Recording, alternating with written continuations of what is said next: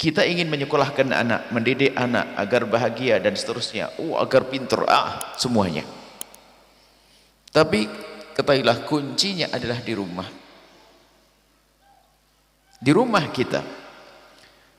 Maka rumah yang sehat harus terbangun cinta, keindahan di rumah. Ini tidak ada urusannya dengan harta, bukan harus harta melimpah, bukan harus gedung megah, tapi kita membuat keindahan di rumah kita. Ini nanti yang akan menjadikan anak mudah mendengar, anak rindu di rumah, anak patuh dengan orang tua, anak bisa diarahkan kalau di rumah ini sudah kita benahi. Jadi membangun cinta. Maka dari itu mulai detik ini ayo kita biasakan di rumah kita yang baik. Jangan ada tutur kata yang menyakitkan di antara pasangan. Kalau ada suami mencaci istri, istri mencaci suami, kelihatannya hanya antara suami istri. Tidak, anak pun tidak menghargai orang tua. Setelah itu ibu nasihati, nggak akan didengar. Ibu nggak baik sama ayah, mau nasihati saya.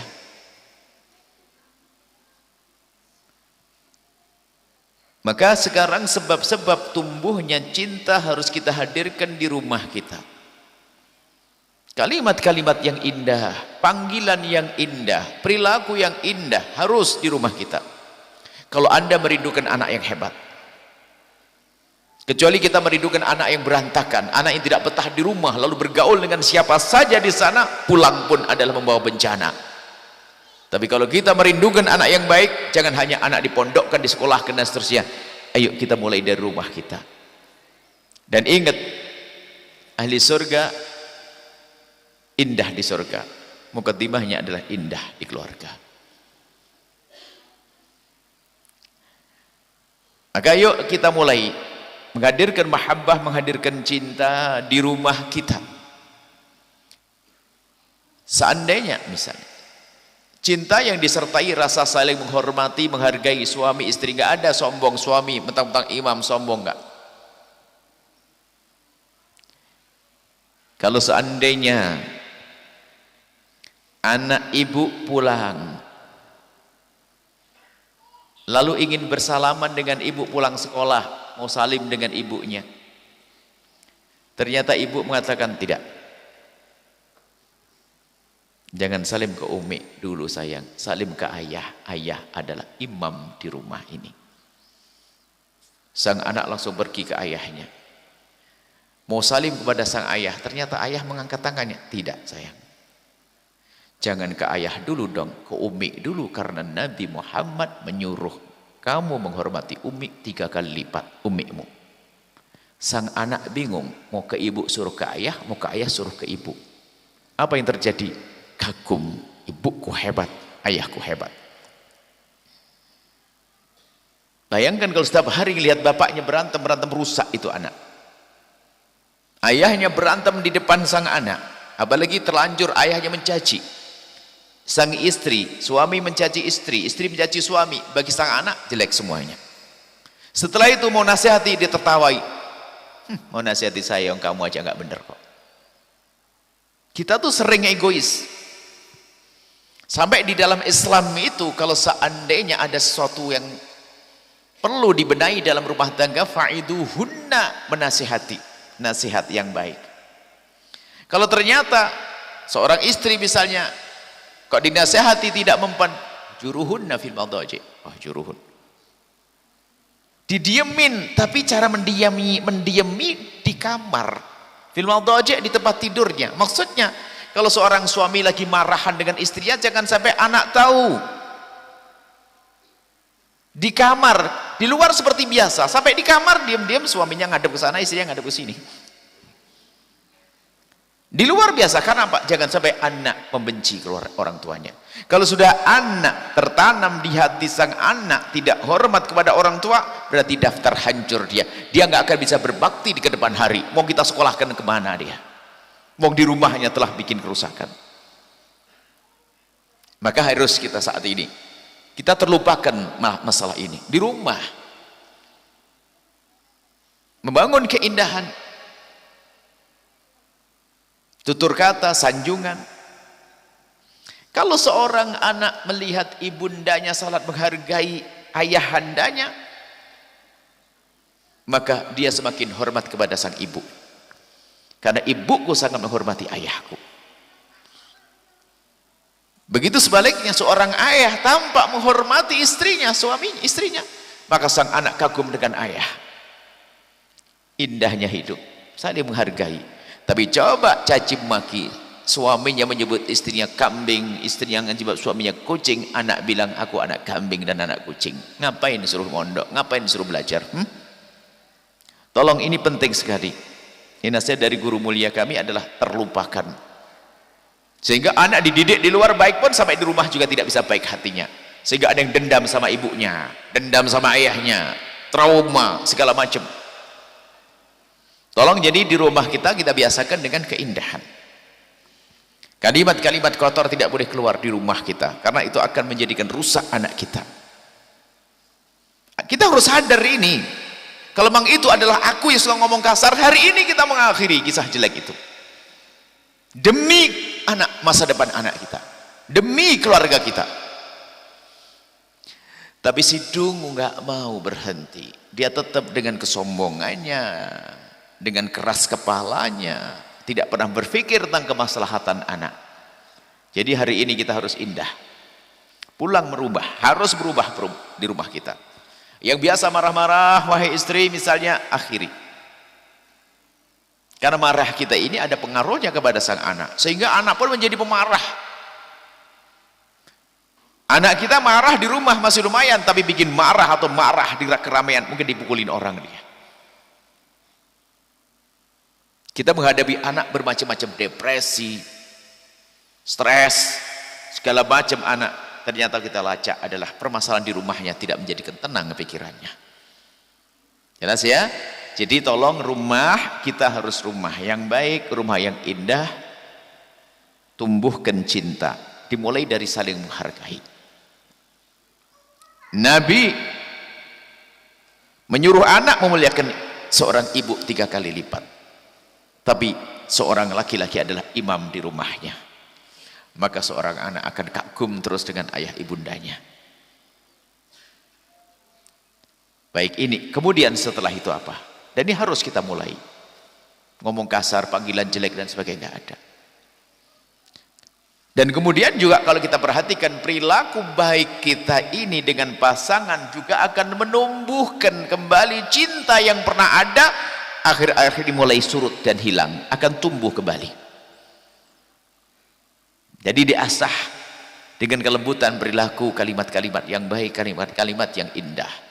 Sudahlah, tidak perlu ditawar ini, nggak usah tahun depan, besok pagi sudah mulai kita semuanya. Di belakang Anda ada anak-anak yang menanti kalimat indah keluar dari lesan ibundanya untuk ayahandanya. Mungkin anak kita, ketiga anak kita tiba-tiba berbisik, hari ini Umi berbeda ya, biasanya marah-marah sekarang nggak lagi. Bertiga dia bisik-bisik. Karena apa? Umiknya biasa marah-marah sudah tidak lagi. Ayah biasanya ngomong kasar tidak lagi, hari ini berubah. Lihat, sang anak pasti berbisik. Ternyata bisikannya bisikan menjadikan hati mereka semakin kuat, semakin baik. Jadi tolong di rumah, jangan Anda menyerah dengan perilaku jelek Anda. Tidak. Kalau memang gini mau apa? Tidak ada. Secapek apapun, dia capek itu kan, hilangnya capek itu adalah dengan tenangnya hati. Capek itu benar-benar capek itu ada enggak? Capek main bola tuh lari, seneng loh dia. Capek itu akan hilang dengan tenangnya hati dan suasana. Biarpun nggak ngapain nggak kerja, tapi di rumah pasangan bikin kesel, capek padahal nggak kerja dia. Tapi biarpun capek kita kerja keras, pulang suasana indah, hilang capek. Hakikat ini. Sampai kadang kita mikir capek itu kayak apa sih? Capek kayak apa? Ternyata di saat kita senang pengen tidur, misalnya Anda kangen rindu dengan anak Anda yang lagi sekolah di mana, mondok di mana, Anda capek mau tidur, anak pulang nggak jadi tidur, duduk dengan anak nemeni sampai hilang capek. Seperti itu. Jadi ayo kita serius, nggak usah tengok sana tengok sini, nggak usah tetangga itu kayak diceritain Buya, nggak usah. Itu bukan bicara rumah, bukan kita tidak membicarakan rumahnya tetangga, tapi kita bicara tentang rumah kita sendiri. Yang kedua yang harus Anda perhatikan adalah anggaplah anakmu, nganggap, menjadikan diri Anda hadir dengan mereka. Hadir, nganggap, hadir dan menganggap. Ada sebagian orang tua, mungkin kelas bisnis atau bahkan ustadz sekalipun, ini bisa terpeleset, terjerumus. Anaknya datang mengadu, ayah, sudah sana, ayah sibuk. Oh, bahaya ini. Ibunya, anaknya datang pengen ngadu, biarpun lagi masak bikin kue, sana umi sibuk. Gak boleh itu. Itu menjadikan anak patah hatinya. Sudah gak mau bertanya lagi, akhirnya bertanya kepada temannya di tempat yang salah, dan sudah hilang keindahan. Pastikan Anda mendengar anak Anda di saat mau berbicara. Iya sayang, apa sayang? Bahkan apalagi seorang ayah di saat anaknya ingin berbicara, sang ayah, sang ibu mendengar dengan seksama sambil mendekatkan telinga, apa sayang? Terus ngadu dia, didengar. Jangan dimatikan, gitu aja, anak kecil itu sebenarnya gitu aja. Oh, boleh. Anda begitu berubah. Kalau Anda ingin membuat perubahan menjadi lebih baik, gak boleh. Jadi anak itu dianggap, sehingga suasana rumah Anda itu indah nanti. Anak itu ngadu ke ayah biasa. Sehingga sebelum terjerumus, anak itu ngomong nanti, ayah, contohnya di zaman sekarang, laki perempuan, kebebasan bergaul dan sebagainya, karena ibundanya adalah kawan karibnya yang terbuka, sehingga dia bisa mengadu sesuatu yang membahayakannya. Umi, ada laki-laki ngomong ke saya gini-gini. Uminya bisa menjelaskan dong, hati-hati sayang ya. Ini penting sekali, bahwa di dalam rumah kita ini adalah rumah yang nganggap keberadaan anak. Biasakan kita hadir dalam kehidupan mereka. Jadi kalau anak ada di rumah, Anda harus punya waktu duduk, mohon maaf, minum teh bersama. Jangan bicara ini orang kaya. Enggak, kita fakir, di belakang rumah gelar tikar, lihat indahnya. Di suasana pagi minum teh bersama. Mungkin pas kita milih malam terang bulan, ada indah, minum teh bersama. Keindahan harus kita buat dong dengan anak-anak kita. Ini jangan sampai ini hal-hal semacam ini tidak bisa kita wujudkan. Ini bukan urusan dengan orang banyak duit. Orang banyak duit yang kaya raya dipikir bahagia mereka. Berantem terus juga ada itu. Mau yang ngadu ke kita itu sampai nangis. Belum turun dari mobil sudah nangis-nangis. Mobilnya mobil mewah. Berarti kan orang kaya dia. Kebahagiaan bukan karena kekayaan itu, tapi karena hati yang baik. Jadi tolong anak, hadir dalam kehidupan anak-anak kita. Jangan sampai anak ingin ngadu saja nggak berani. Sibuk, oh sana, nggak boleh. Jadi tolong anak kita anggap. Kita pandang mereka. Di saat mengadu, kita dengar. Nggak usah action, gaya wibawa, nggak berguna. Baginda Nabi bagaimana memperlakukan Sayyidina Hasan, anak kecilnya, cucunya Sayyidina Hasan. Baginda Nabi melihat Sayyidina Hasan datang, langsung disambut, sini Hasan. Kemudian diambil tangannya, kaki Nabi dijulurkan ke depan, kaki Nabi jadi tangga, dinaiki oleh Sayyidina Hasan sampai ke dadanya, dipeluk, ketawa-ketawa. Indahnya suasana. Apakah Anda seorang ayah pernah begitu dengan anakmu? Dia seorang Nabi. Siti Fatimah Zahra, kalau Nabi Muhammad datang berdiri langsung disambut ayahandanya, dibonceng, ditempatkan di tempat yang paling istimewa. Itu yang datang Nabi Muhammad. Tapi ternyata kebalikannya juga. Sayyidat Fatimah kalau datang ke tempatnya Rasulullah, Rasulullah bergegas menyambutnya. Alangkah indahnya suasana. Kenapa tidak kita wujudkan hal-hal semacam ini di rumah kita? Anak-anak di kiri kanan kita, sehingga senang dengan kehidupan dengan kita, nyaman dengan kita. Kadang orang jaga image, jaga wibawa dan sebagainya. Itu namanya monster menakutkan, alias hantu pakai kerudung, pakai kopiah putih. Nggak ada. Bahkan Nabi itu kalau sudah masuk ke rumah yang tampak keindahannya. Kalau di medan laga kegagahannya, sampai dikatakan baginda Nabi itu kalau lagi perang begitu gagahnya seperti tidak pernah kenal kemesraan. Tapi baginda Nabi kalau sudah berada di rumah begitu mesra dan indahnya seperti enggak pernah kenal peperangan. Oh, itu orang istimewa. Tolong ini perlu diamalkan, enggak usah kita nguri kekeraspalaan kita, kesombongan kita. Sama istri bentak-bentak dan sebagainya. Hidup indah di dalam tolong menolong. Yang mengambilkan air putih bukan istri saja. Bisa saja suatu ketika suami mendahului istri yang mengambilkan air putih. Ini sayang kau minum. Kita bangun keindahan dan tampakkan ini depan anak-anak kita. Karena apa? Kita akan berikan contoh yang baik. Tampakkan rasa indah. Lah ini yang dilupakan. Kita pengen anak kita sukses, doa setiap malam ini. Anak tidak kasih contoh. Ibu tidak ngasih contoh pada anak, mau baik bagaimana? Hadir itu penting. Kami ingat seorang ibunda, kami punya ibunda. Sampai kadang kalau kami ingat ibunda itu pengen ibu-ibu kayak ibunda kami semuanya. Orangnya tegaan. Dengan kami itu tega kalau untuk kebaikan. Kami pun tidak bisa seperti umi kami ternyata. Kadang-kadang kita itu kalau melihat anak lagi enak tidur mau bangunin sholat masih mikir ntar dulu gitu kan, masih enak banget ya Allah. Ini model kita. Tapi kita mesti ingat umi itu telaten nemeni. Jadi kalau setiap pagi itu membangunkan kita, diajak kuliah subuh, sholat subuhnya adalah di tempat ngaji setiap hari kuliah subuh. Perjalanan 4 kilo atau 5 kilo 4 kilo atau 5 kilo kurang lebihnya, atau 3 kilo, pokoknya panjang. Itu membangunkannya sebelum sholat subuh. Berarti beliau tega membangunkan anaknya demi untuk dibawa ke tempat yang mulia. Dan kelebihan umi kami selalu cerita di mana-mana. Umi kami ini adalah di saat kami masih sekolah, kan SD SMP kami belum kemana-mana, itu setiap hari menemani kami belajar, tidak pernah tidak di samping kanan kami, karena kursinya di samping kanan, kursi lama, kursi beneran, kursi ya ada kacuk modelnya, agak bawah itu duduknya.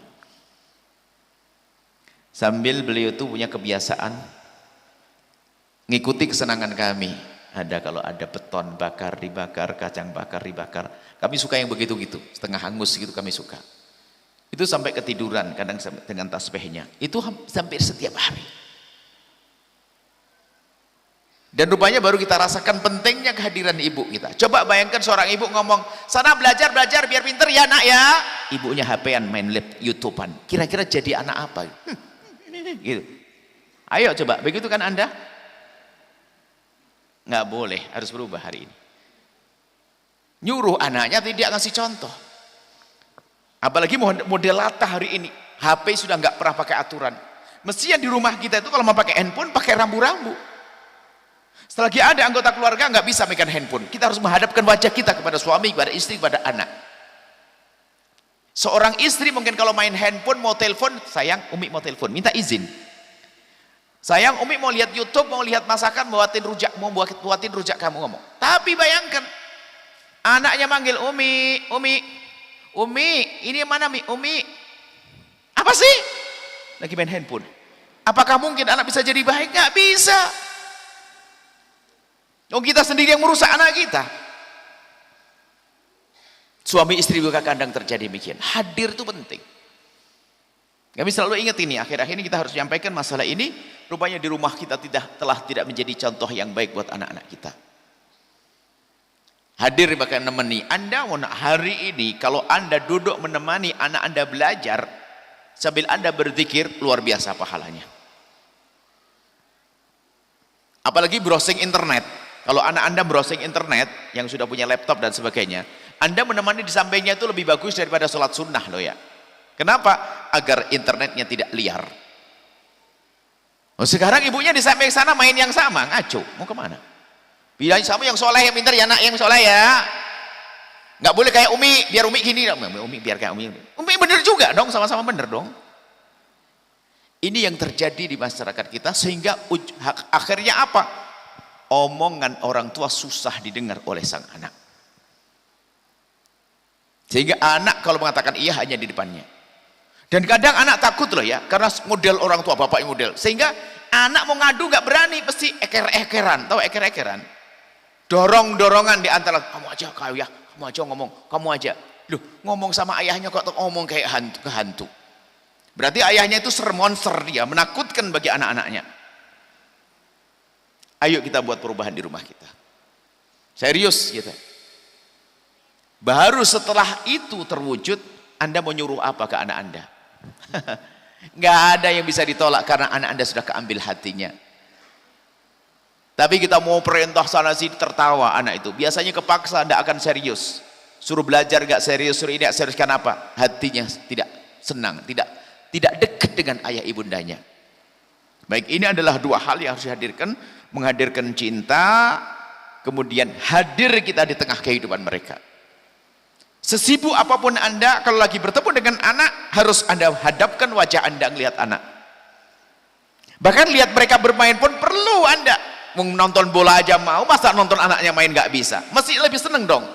Sayang, oh Masya Allah, sip. Yang halal, permainan yang halal. Permainan yang halal boleh. Kita perhatikan, kita dekati. Sehingga sang anak itu senang dengan ibundanya, ayahandanya. Kalau sudah dekat hatinya, mau ngomong apa kita? Akan didengar oleh anak kita. Ini mukaddimah sebelum kita menyuruh anak kita. Makanya di rumah kita sekarang kita buat perubahan. Sampai anak lebih senang diskusi dengan yang di luar. Saya terjerumus, tersesat dalam urusan cinta, dalam urusan kehinaan segala macam, karena di rumah sudah tidak indah lagi. Nah ini kemudian sampai di dalam Islam itu, kalaupun terjadi perceraian, nggak ada perceraian yang menjadikan kehancuran. Mestinya begitu. Ini harus kita sambungkan. Ini yang suami istri masih bersanding. Ada mungkin bercerai. Biarpun bercerai, jangan anak jadi korban. Makanya kami sampaikan, hei ibu yang janda, dicerai oleh suami, jangan ajari anakmu itu membenci ayahnya. Kalau Anda mengajari anak membenci sang ayah, Anda mendaftarkan anak untuk durhaka pada ayah, daftarkan neraka. Hei suami yang telah pisah dengan istrinya, sejelek apapun istrimu, jangan ajari anakmu membenci ibundanya. Karena kapan kita mengajarkan kebencian, berarti kita mengajarkan dia durhaka, maka dia daftar masuk neraka. Nah inilah makanya perceraian dalam Islam itu harus tasrih bi ihsan, melepas dengan cara yang baik. Misalnya seorang istri yang didolimi sama suaminya, dolim sedolim-dolimnya, sampai terjadi perceraian. Anaknya mungkin sudah mulai tahu dan mulai marah kepada ayahnya. Sayang, kenapa kamu marah-marah dengan ayahmu? Itu urusan ayahmu dengan Umi, sudah pisah sayang. Tapi ingat, kalau memang kamu anak Umi, dengar anak Umi. Apa Umi? Ayahmu tetap ayahmu sampai kapanpun. Ingat, suatu ketika kamu harus sukses, dan setelah sukses kau selamatkan ayahmu. Tidak boleh kau olok, tidak boleh kau caci, tidak boleh kau musuhi. Sayang, ngerti? Kalau kita nasihati anak begini, apa yang terjadi? Anak tambah cinta kepada ibunya, karena ibunya orang baik. Berbeda sama yang, awas ya, tahu ndak ayahmu dulu? Dari kau di perut, tidak pernah. Diam-diam benci juga sama ayahnya, sama ibunya. Ini hal-hal begini ini adalah siasat untuk masuk ke hati anak kita. Baru setelah itu kita mau nasihati anak, begitu mudahnya anak mendengar. Karena permasalahan hari ini anak susah mendengar. Apalagi lihat, biarpun di rumah kadang nggak dekat sama sekali, kelihatannya kumpul di rumah. Anaknya pulang sekolah masuk kamar dikunci dengan handphonenya. Ayahnya pojok sana handphonean, ibunya sini, gersang panas. Mau nasihati anak, nak mau ngomong, mau apaan mak? Langsung dibentak ibunya. Ini harus kita tiadakan di rumah kita. Maka menumbuhkan cinta. Sudahlah, sejelek apapun Anda, Allah Maha Kasih, kita merubah di esok hari kok. Kalau tidak, pengajian ini ya begini, ini harus buat perubahan dong, bukan hanya ramenya gawe, wah kumpulan majelis rame, wah tidak, kita harus buat perubahan di rumah kita. Kemudian setelah itu, di dalam menjalani rumah tangga ini ada dua hal lagi. Tadi kan dua hal ya. Dua hal lagi, bahwasanya rumah tangga itu harus ada namanya, bahasa Jawanya fleksibel. Apa gimana? Jadi gini, jangan terlalu kaku deh dengan pasangan. Jadi ngalah itu dalam hidup itu penting. Kadang-kadang suami harus ini marah-marah sama istrinya gara-gara, mohon maaf. Ini termasuk kepada anak. Kami buat catatan hari ini, catatan pendidikan kepada anak. Kadang-kadang orang tua itu kalau menginginkan kepada anaknya ini, salah sedikit langsung dimarahi habis-habisan. Nggak boleh begitu, ibu. Jangan dihancurkan mereka. Di saat anak sudah mulai berusaha, jangan dipatahkan. Misalnya anak-anak kita sudah ngerjakan tugas yang kita perintahkan, lah kok nggak maksimal. Cuman kadang kita, kamu ini nggak bener, becus. Waduh, mati dia langsung. Mentalnya hancur. Katakan, sayang, terima kasih. Apa yang kau lakukan sudah istimewa. Sip. Cuman nanti kurang begini loh sayang ya, nanti sempurnakan begini. Cuman kita kadang terlalu buru-buru marah, sehingga mematahkan hati sang anak. Sama dengan pasangan kita pun kadang demikian juga. Masakan kurang enak, nggak ada masalah. Kurang garam tinggal ngomong, sayang, sudah enak masakanmu. Cuman mungkin sayang kalau dikasih garam lagi, mungkin ada tambah sedapnya, coba. Nggak usah, ini masakan apa sih? Menyakitkan. Sama suami. Jadi kita tuh membiasakan untuk mudah memaklumi, memaafkan kepada anak-anak kita. Termasuk ini yang sering terjadi pada orang tua, itu mematahkan anak. Salah sedikit langsung kayak tidak bisa ngapa, kayak jelek semuanya. Suruh salah saja, kita suruh beli salah, astagfirullah, salah. Jangan marah dulu, tahan dulu. Sayang, Umi tadi ngomong apa? Oh ya, mungkin yang salah ngomong Umi, sayang ya. Umi bukan minta bawang, bukan minta bawang, mintanya tomat misalnya. Salah beneran, ya. Nggak usah. Kamu tidak dengar dasar kupingnya. Padahal bisa jadi yang salah ngomong kita kan. Paling enak adalah, maaf sayang, salah. Mungkin yang salah Umi, sayang, bukan tomat, sayang, perlu bawang ya. Beli saya enggak gitu. Bang, enggak dengar dari tadi, makanya kebiasaan dikasih tahu langsung jalan, enggak udah. Sudah capek tiba-tiba. Ini termasuk mematahkan. Dalam suami istri pun juga demikian. Kita sering tidak menghargai pasangan kita. Sehingga kalau kurang orang sendiri tidak ada masalah. Yang penting bukan suatu yang haram, suatu dosa. Bahkan salah dan dosa pun kadang perlu halus di dalam mengingatkannya. Tolong, ini penting sekali di dalam kehidupan kita. Ada orang memperbanyak sholawat, bagus, memperbanyak zikir, bagus, tapi untuk membuat pendidikan sarana zahir harus kita hadirkan semacam ini. Ini pendidikan dari Nabi SAW. Setelah itu apa? Rumah kita indah semuanya, kiri kanan kita, dengan anak-anak kita, Masya Allah. Kami menghimbau loh adanya suasana indah. Suasana indah itu perlu. Anda harus punya waktu yang rutin dengan anak-anak Anda, bercengkrama, duduk manis bersama, tanpa HP, tidak ada, duduk manis, letakkan HP sana sayang, taruh di meja semuanya, ya oke, kita lagi duduk bercerita bermacam-macam. Kita buat suasana semacam itu. Ini yang terlupakan di dalam pendidikan anak, pendidikan di masa depan yang panjang di rumah.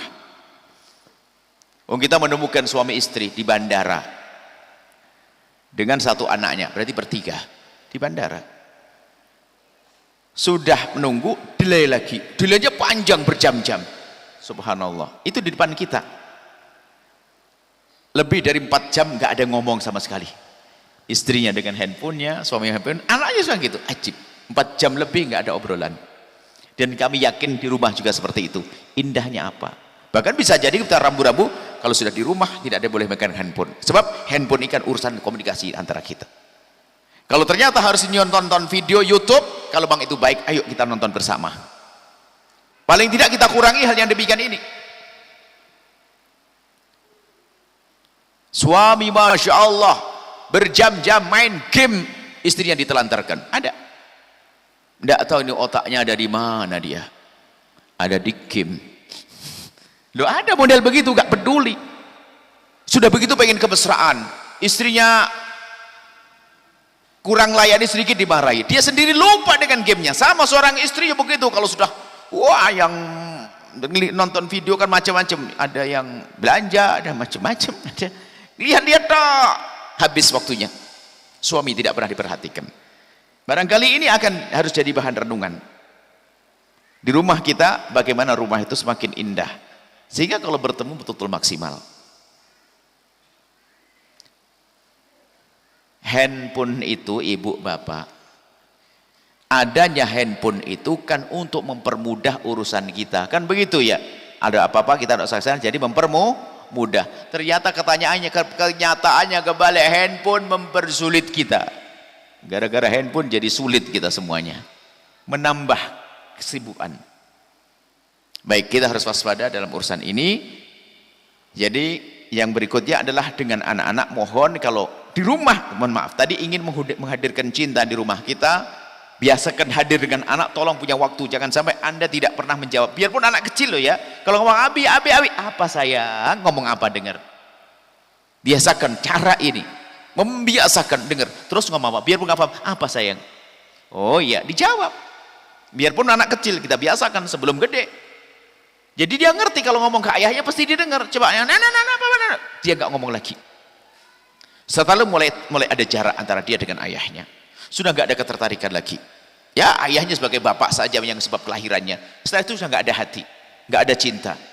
Apa akhirnya? Nggak mau dengar. Nasihati ketawa. Bisa jadi bapaknya. Kenapa bapaknya sendiri bikin masalah? Ibunya bikin masalah.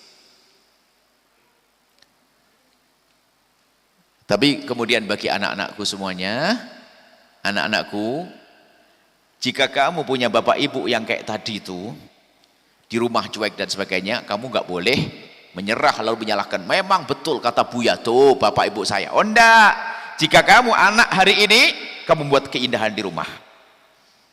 Jika keindahan tidak muncul dari ayah ibundamu, kalian yang memulai. Membuat keakraban di rumahmu. Jadi yang hadir majelis ini mungkin sebagai bapak ibu membuat perubahan di rumahnya. Kalau Anda sebagai anak, ini kami lihat yang muda-muda itu, buat perubahan di rumah. Jangan menyalahkan, betul kata Buya tuh. Saya begini nih gara-gara bapak saya. Saya begini, wah ini nggak benar. Anda menjadi magnet cinta, magnet keindahan di rumah. Kita sudah waktunya bicara ini terus dalam kehidupan kita. Oh itu action, tidak jaminan. Ustadz itu gaya tegas serem itu hanya di mimbar saja. Kalau sampai di rumah dengan istrinya sudah nggak ada model ustadz. Seperti orang awam, cendagurau. Oh, bentang-bentang ustadz sampai di rumah, gaya ustadznya dibawa pulang ke rumah. Action. Assalamualaikum. Apa kabar istriku? Astagfirullah. Ntar dulu, mau wirid dulu. Sholawat 1000. Tambah tasbih la ilaha illallah 5000. Salah ustadz gombal tuh. Zikir bener tapi lihat nyenengkan istri juga penting kok. Bahkan bisa jadi ibadahnya lebih gede. Ada seorang istri, khususnya itu ibu-ibu yang rajin pengajian, biasanya itu kalau ngomong sama suaminya nyelkit. Betul begitu Pak, enggak kan? Jangan ngangguk Pak, nggak enak. Bahaya itu. Yang diangguk yang di mana? Di sana. Bukan di sini kan? Tidak boleh begitu Bu ya. Ibu bisa ramah waktu arisan, ramah waktu berkumpul dengan suami harus lebih indah lagi. Hal-hal sepele ini loh yang sering dilupakan. Anak suka berantem hari ini, ribut hari ini, berangkat belajar dari orang tuanya. Jadi bagi seorang anak tidak boleh nyerah ya, tidak boleh mengatakan bapak saya begini, oh enggak, kita buat perubahan. Kita mau menumbuhkan cinta. Ada wah ini depresi kena mental itu karena pasangan loh ya. Sebenarnya dia mah baik-baik saja, cuman karena istrinya bikin kesel terus, akhirnya kena mental tuh. Kena mental tuh apa istrinya? Stres, depresi, jadi ikut emosian. Loh emosi itu babnya nular loh ya. Suami yang semula lembut, akhirnya kok setahun sudah jadi, karena istrinya dikit-dikit marah. Istrinya dikit-dikit marah. Dikit-dikit marah, sang suami bisa sabar. Sabar.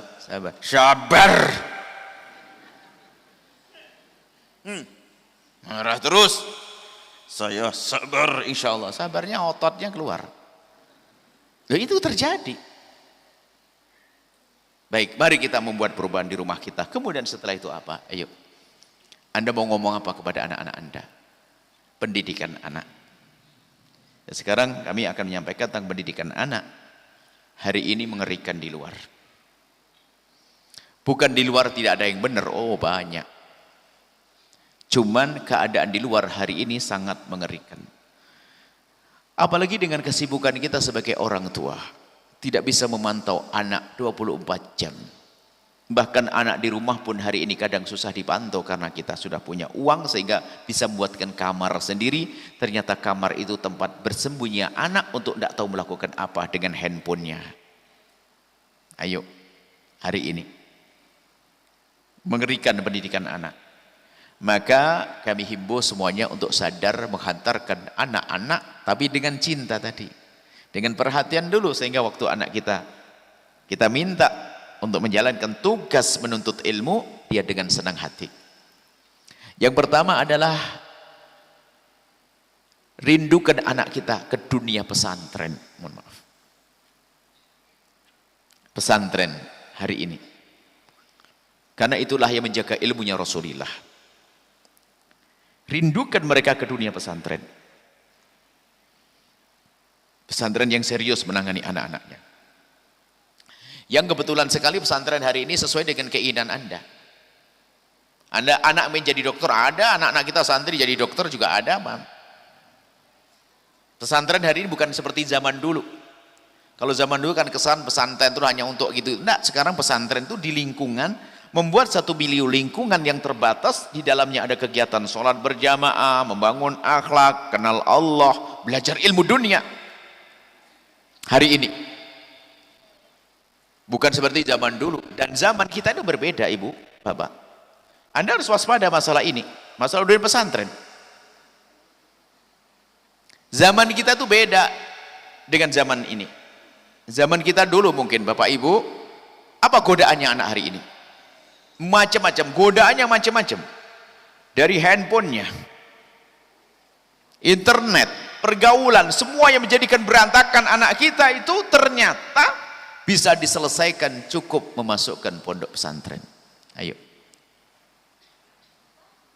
Sengaja kami seru ini karena pesantren sekarang ada di mana-mana.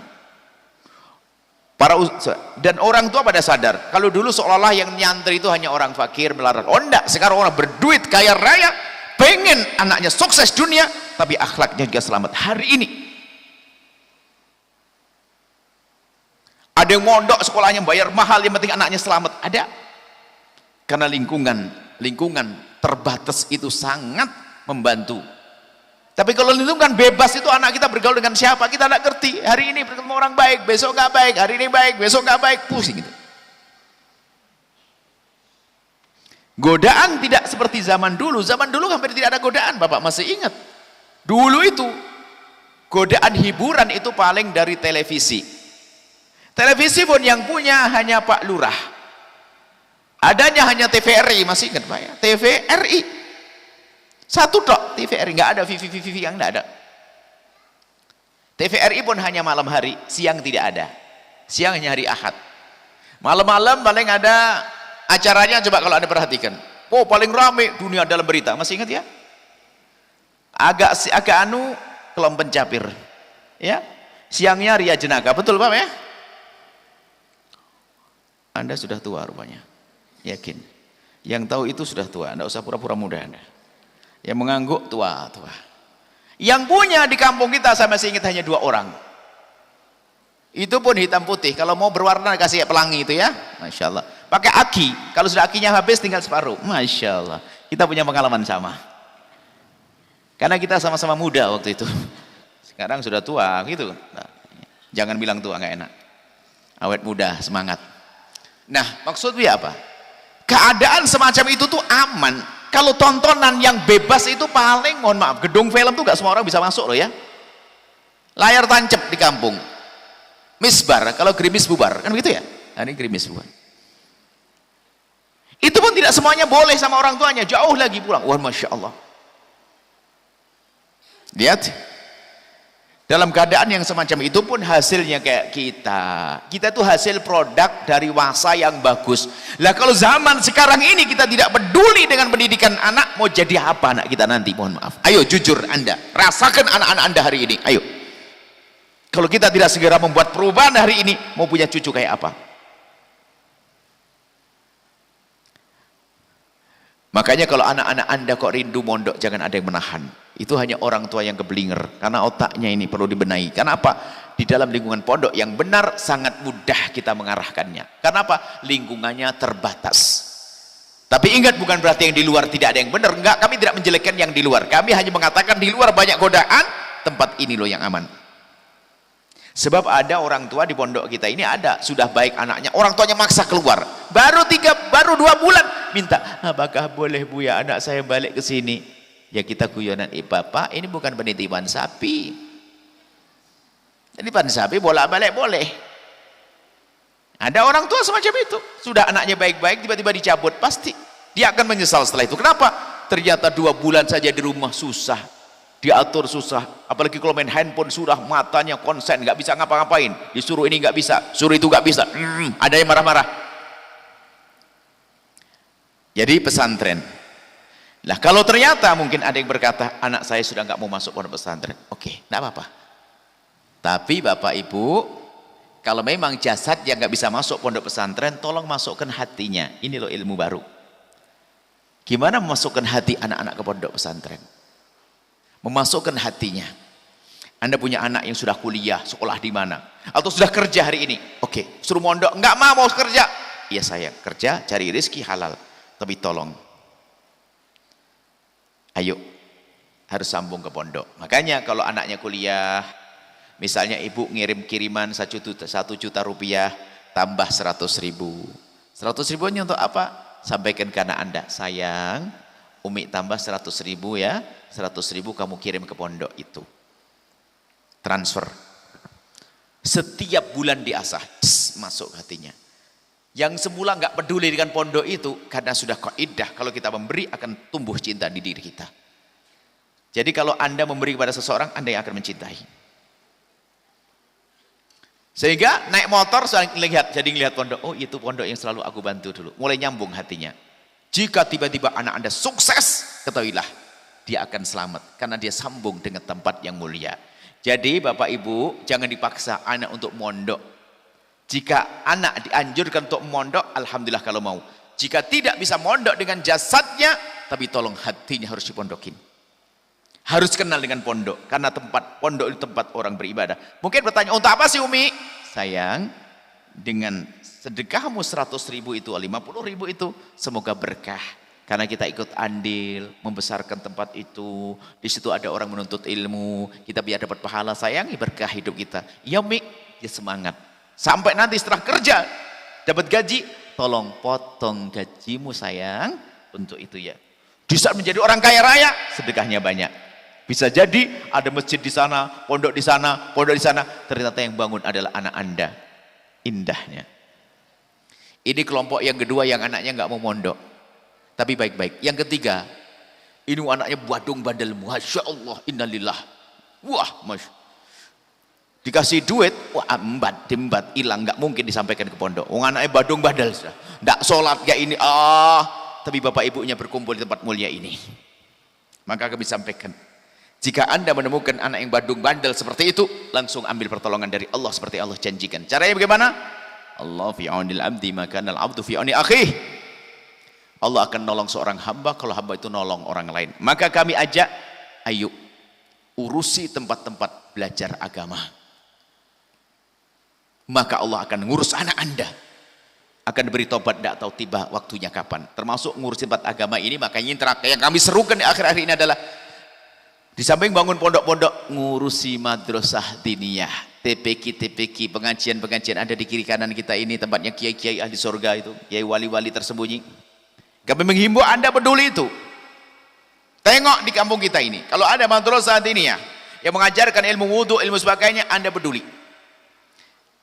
Diniati anak Anda yang badung, anak Anda tidak pernah mau sekolah di situ, anak Anda nggak pernah mau ngaji, mungkin ada yang nggak sholat dan sebagainya. Allah yang melihat Anda. Bismillah, ya Allah, aku niat ingin bantu madrasah ini, ingin bantu pondok ini, ya Allah.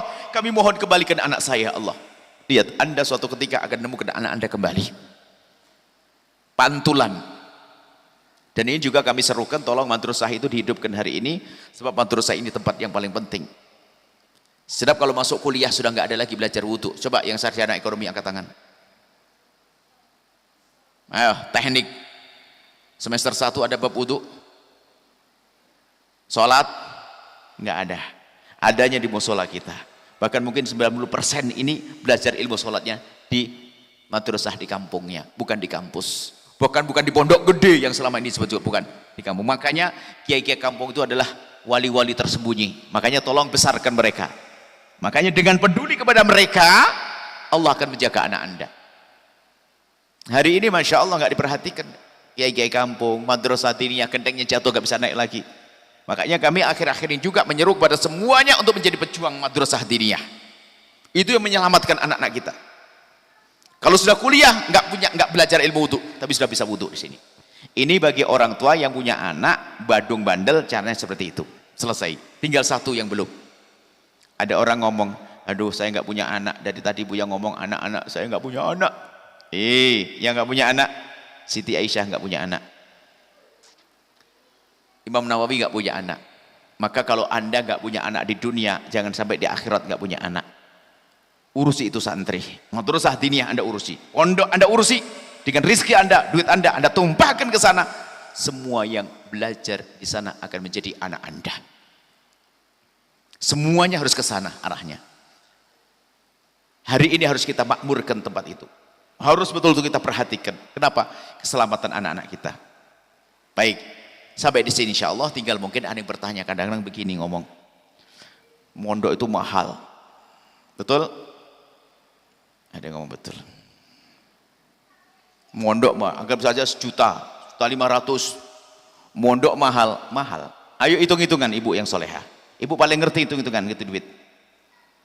Coba kalau anak kita sekolah di rumah, SMP gratis, alhamdulillah, gratis kan? Oke, gratis. Minta motor, berapa harga motor? 2 juta. Jalannya mundur. Berapa motor? Coba jujur Bu. 10 juta? 10, oke. 10 juta motor. Motor pakai air selokan, bensin, hitung berapa bensinnya. Dan belum tentu anak jujur, biasanya bukan hanya sekolah tok, karena sudah punya motor, mainnya lebih jauh lagi, bensin lagi. Sudah itu kelaparan di sana, makan, siapa yang bayari? Ibunya. Ayo hitungan untuk uang makan. Sekolahnya uang saku, kasih berapa Bu? 3.000 berangkat? Nggak mau kan? 3.000 mau berangkat sekolah anak kita? Tidak. Berapa? 5.000? 10.000? Anda hitung semuanya itu coba. Habis itu minta handphone, kasih pisang. Mau? Nggak mau, harus handphone beneran. Apalagi ngerti Android segala macam ini. Suruh pakai wifi tetangga terus, nggak mau. Minta pulsa, berapa pulsa?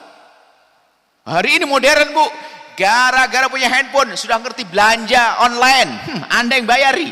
Lapar, GoFood, Anda yang bayari. Hayo hitung-hitungan. Cuman karena berinya nyicil, Anda tidak sadar. Ya enggak, itu kalau anaknya baik. Kalau anaknya nggak baik, ngambil duit sendiri. Ayo hitung-hitungan. Mobil, motor, bensin, pulsa, handphone, makan, berapa? Tidak cukup 3 juta itu. Masa menyemondokkan 1 juta, kebingungan. Ini karena nggak berpikir ekonomi, kurang cerdas ngitung duitnya itu. Ayo hitung-hitungan bener. Anak Anda sekolah tanpa jajan, ayo jalan kaki, nggak usah minum, nggak pakai handphone. Berantem sama bapaknya tuh. Nggak ada. Tapi di pondok hanya bayar sebegitu, dia makan di situ. Tinggal belajar. Tidak diiming-imingi dengan bermacam-macam belanja segala macam. Tidak, hanya suruh belajar. Waktunya semakin banyak. Karena mainnya juga terbatas. Hari ini, makanya kami serukan. Alhamdulillah, Al-Bahjah sudah banyak pondoknya. Tapi kami tetap rindu para kiai-kiai, habaib, ustadz-ustadz yang punya pondok. Tolong dikembangkan lagi, Anda mendukung mereka. Maka kalau kami menyeru kepada Anda bangun pondok dengan Al-Bahjah, tapi dengan catatan, yang punya ikatan hubungan dengan kiai-kiai, ustadz-ustadz, tidak boleh memutus hubungannya dengan ustadznya, hanya ingin bergabung dengan kami. Itu khianat namanya. Anda harus semakin dekat dengan guru-guru Anda. Kalau Anda dekat dengan kami, harus menjadi lebih baik dengan guru Anda. Kalau Anda putus dengan guru Anda pengkhianat. Saya pun bakal Anda khianati suatu ketika nanti. Nah ini, makanya kiai-kiai kampung itu wali-wali tersembunyi. Ustadz-ustadz di kampung, Masya Allah. Kalau ngajar sambil kerja, ya kak? Pagi kerja, sore Allah, itu istimewa itu. Hanya kadang-kadang dikasih sabun, kasih beras sedikit, kasih uang 100.000 dicium bukan karena cinta dunia, karena ini dianggap berkah. Allah, itu orang-orang istimewa. Baik, ini bisa kami sampaikan. Semoga rumah tangga indah, anak-anak baik, kemudian nanti soleh-solehah, bahagia insya Allah.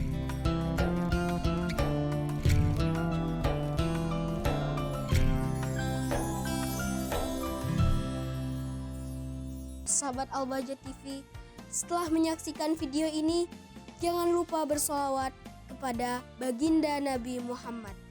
Shollu ala Nabi Muhammad. Allahumma sholli alaihi wa ala alihi wa sahbihi.